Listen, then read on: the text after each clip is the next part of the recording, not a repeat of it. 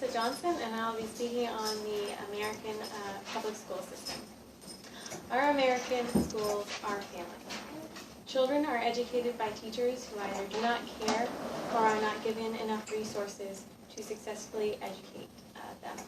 This affects us all. Think of your grandchildren, your children, and your nieces and nephews. This is the next generation of adults, and they're becoming increasingly complacent and unknowledgeable about the truth of the world. As stated by the Secretary of State Arne Duncan in the New York Times, when viewing U.S. student scores for the Program for International Student Assessment Tests, he said, "We consider these results to be accurate and reliable, and we have to see them as a challenge to get better. The U.S. came in 23rd or 24th in most subjects. How do we rectify this gap and teach a smarter generation? I believe the key to national school reform lies in the truth of God's Word. Proverbs 22:6 states, "Train up a child in the way he should go, and when he is old, he will not depart from it." If educated in truth and responsibility, teaching love and respect towards others, our education system will not fail, because it will be based on the unfailing principles of God. We'll explore how the education system is becoming more and more inadequate due to partially the decline in adult morality and also what is taught to our children on a daily basis. And then we'll look into how to prepare our children for work and practical living. The education system in America was once the deliverer of some of the greatest minds of the Industrial Revolution, but is quickly moving in a downhill trend. This is partially due to the moral decline of adults. Many adults in our school systems are agnostic or atheistic and believe more in themselves than in God. Belief not centered around the one true God is centered around oneself. This may lead to moral decline and poor choices, since no accountability is required to anyone but self. Teachers are no different. Proverbs 23:7 states, "As a man thinketh in his heart, so is he." Teachers may disguise how they truly think and act, but eventually it will come out. I've learned from my daughter that children are especially perceptive to mood, tone, and emotion.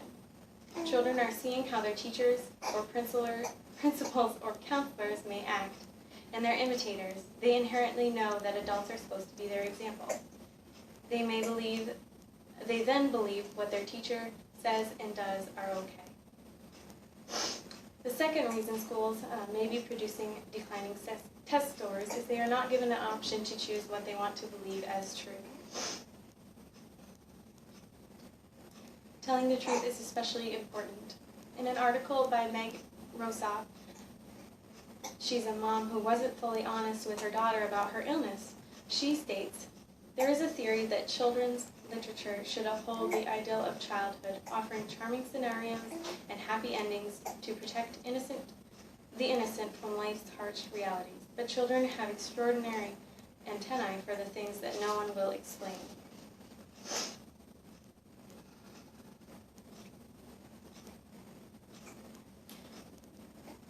As well as honesty in general, what about honesty when teaching about our origins?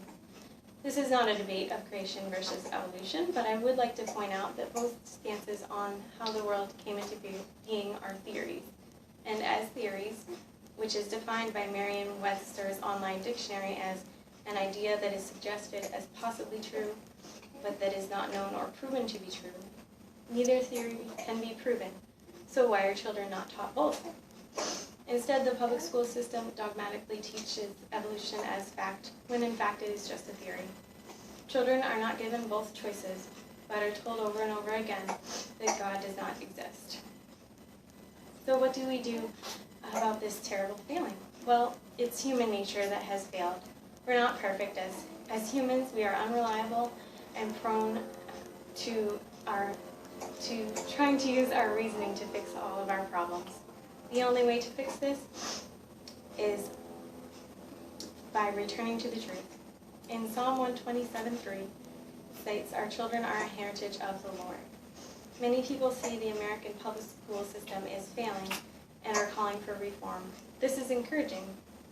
In order that the next generation may become respectful and responsible and hopeful people with brains in your head, as Dr. Seuss said, we must educate our children with two God-given principles, truth and responsibility, as our guide.